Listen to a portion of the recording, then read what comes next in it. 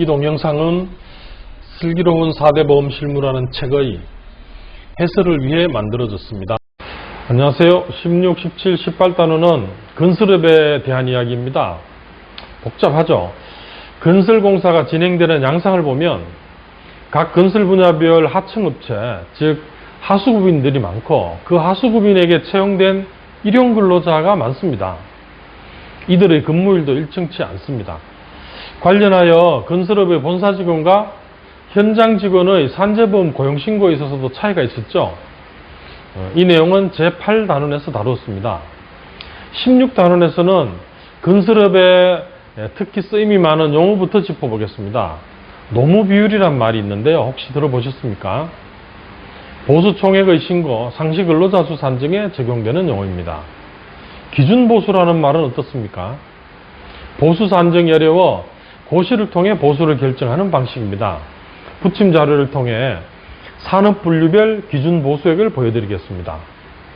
이어질 17단원의 내용은 일괄적용에 대한 것입니다. 고용산재보험에서 건설업 적용 관련된 내용 볼까요? 두 가지 정도 사례를 보겠습니다. 일반적으로 고용산재보험은 근로자를 사용하는 모든 사업장에 적용이 된다고 되어 있고 예외가 있습니다. 소규모 건설공사 관련해서는 앞 단원에서도 살펴보았지만 예컨대 총 공사 금액이 2천만 원 미만인 이런 공사에 대해서 고용산재의 적용 방식이 다르죠. 2018년 7월 1일 법 개정으로 인해서 산재보험은 모든 업무상 재해를 입은 근로자를 보호한다는 취지에서 소규모 건설공사라도 산재가 그대로 적용되는 것으로 법 개정이 되었습니다. 그러나 고용보험은 여전히 소규모 건설공사는 적용이 제외되게 되어 있습니다. 소규모 건설공사에 취업을 한 근로자에게 고용보험이 적용되지 않는다 이런 취지입니다. 또 고용보험과 관련돼서 동일사업 일괄적용과 관련된 내용 살펴보겠습니다. 2019년 1월 1일 이후 보험료 징수법 8조 1항에 따른 고용보험 당연가입자, 뒤에 살펴보겠지만 일괄적용이라고 하는 형식은 동일사업에 대한 일괄적용과 도급사업의 일괄적용이 있습니다. 8조 1항은 동일사업 일괄적용인데요. 본사, 지사, 건설 현장, 그러니까 사업주가 같은 하나의 회사는 본사에서 이런 4대 보험 업무를 다 동시에 처리한다 이런 취지입니다.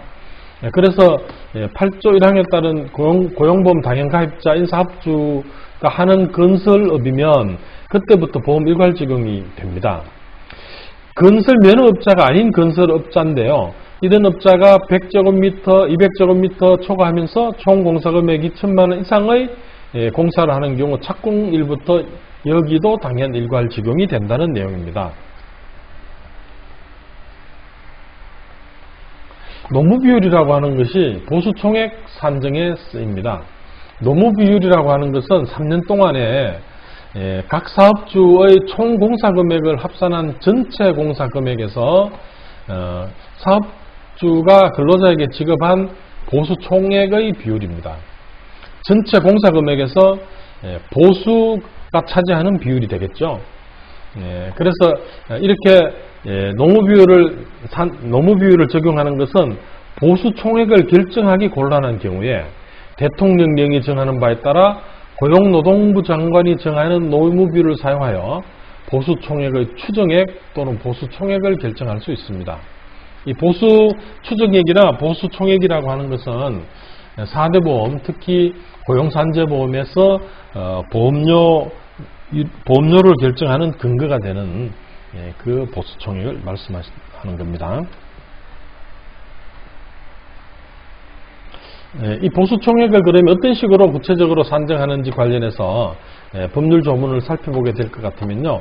해당 건설공사에 직접 고용된 근로자에게 지급한 보수총액은 그러니까 원청에 소속된 근로자에게 직접 지급된 보수총액은 보수총액 특별히 노무비율을 사용하지 않고 그냥 구합니다. 왜냐하면 직접 고용한 근로자들의 보수총액을 알 수 있으니까요.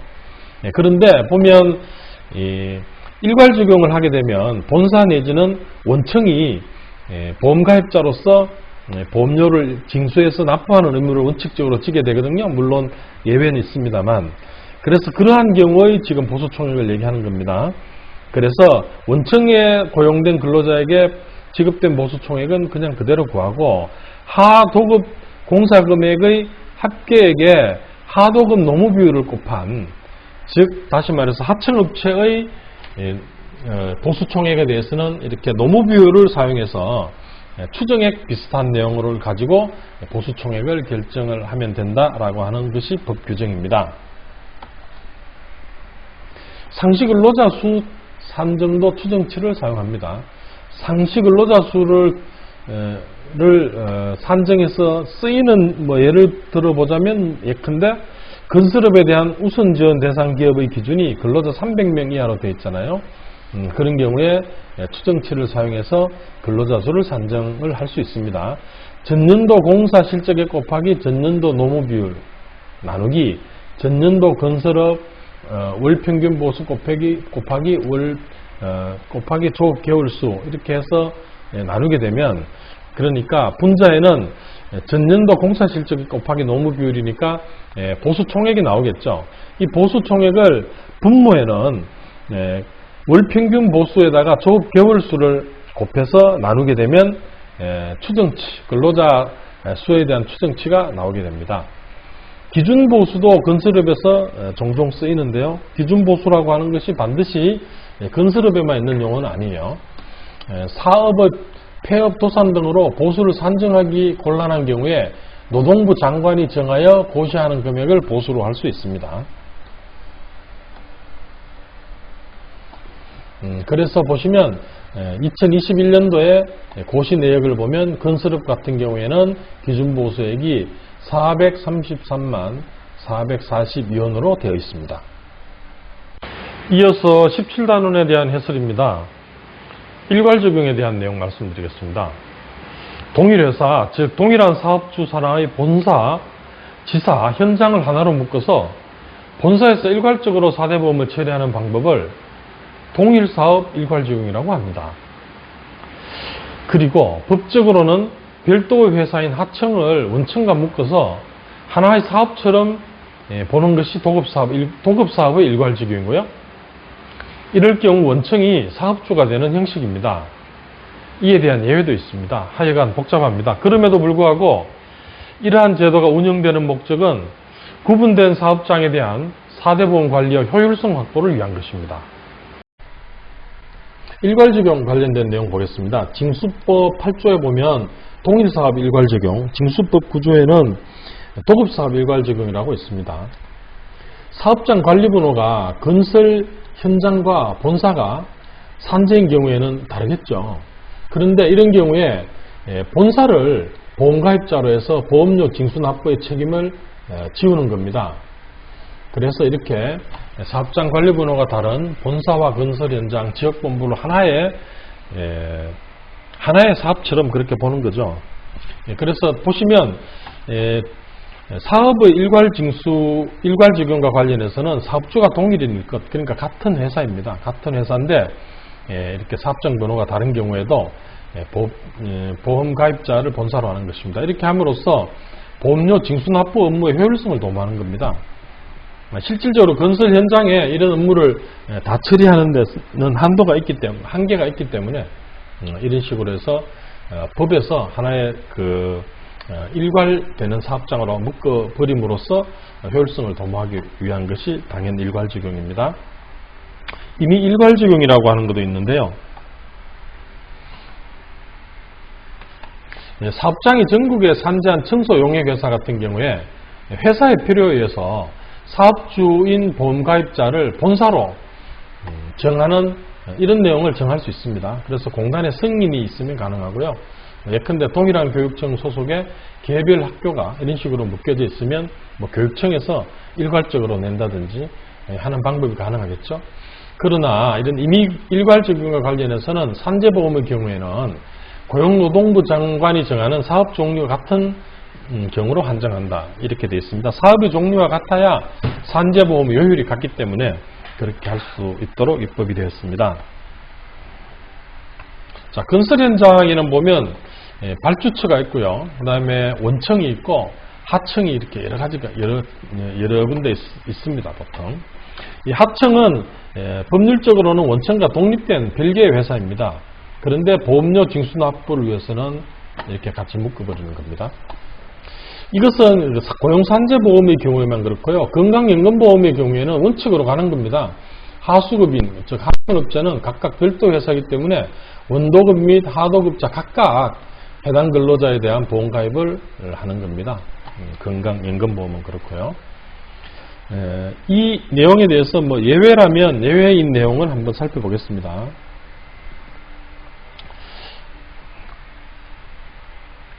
자, 공단의 승인을 받게 되면 하수급인을 사업주로 할 수 있습니다. 물론 서명 계약을 해야 되는 그런 요건이 있고요. 중간에 예컨대 하도급 착공 후 15일 내에 승인 신청 전까지 재해가 발생했다든지 이런 경우에는 묶을 수가 없습니다. 그 다음에 예외 2번이라고 하기에는 좀 그렇긴 하지만 법률에 보면 하수급인이 직접 그 해당 근로자들의 취득 상실 신고를 하도록 되어 있습니다. 이거는 상식적으로 생각해 보면 이해될 수 있는 거죠. 원청에서 하청에 있는 직원들이 채용되고 퇴사하고 하는 내용을 자세히 알 수 없지 않습니까? 그래서 이런 일괄직용과 관계없이 하수급인이 그 피보험자의 취득 상실 신고를 하도록 이렇게 되어 있는 내용은 이를테면 예외에 해당이 되겠습니다. 실무 편람의 간단한 한번 사례를 살펴보겠습니다. 위 조문을 알고 있으면 아주 단순한 문제인데요. 건축주A가 건설사업자인 B에게 전부 도급을 줬다. 그럼 보험가입자가 누구냐 이렇게 묻는 거죠. B죠. B는 원칙적으로 해당 B 회사의 지사 현장에 있는 이런 사업의 일괄적용에 있어서 보험가입자이기도 하고요. 또 도급을 준 경우에 원칙적으로 또 사업 가입자이기도 합니다. 발주자가 직접 하는 부분은 발주자가 보험가입자입니다.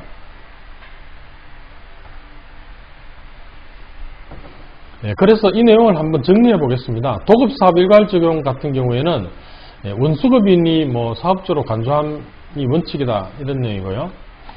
그러나 이런 내용도 중요하지만 승인을 받게 되면 하수급인을 사업주로 할 수 있습니다.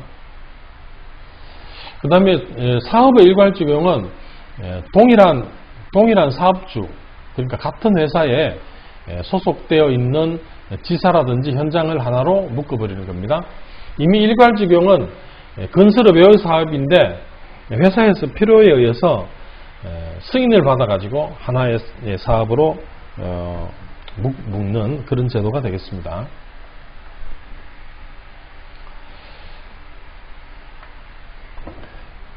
도급사업 일괄적용 관련해서 이렇게 이제 하나로 묶여버리면 원청에 적용되는 고용안전지급 능력 요율이 이제 하청의 고용안전지급 능력 요율이 원청을 따라갑니다. 어떤 의미냐면 고용안전지급 능력의 요율은 근로자 수에 따라 가지고 달라지거든요. 그런데 그 근로자 수를 이제 산정할 때 하수급인 하청에 있는 근로자 수만을 봐서 요율을 정하는 것이 아니고 전체 원수급인과 함께 묶여져 있는 일괄사업장 전체를 가지고 해야 된다 이런 취지입니다. 다만 이제 승인을 받아서 하수급인이 하청이 사업주가 된 경우에는 해당이 되지 않습니다. 이상으로 16단원 및 17단원의 내용을 살펴봤습니다. 감사합니다.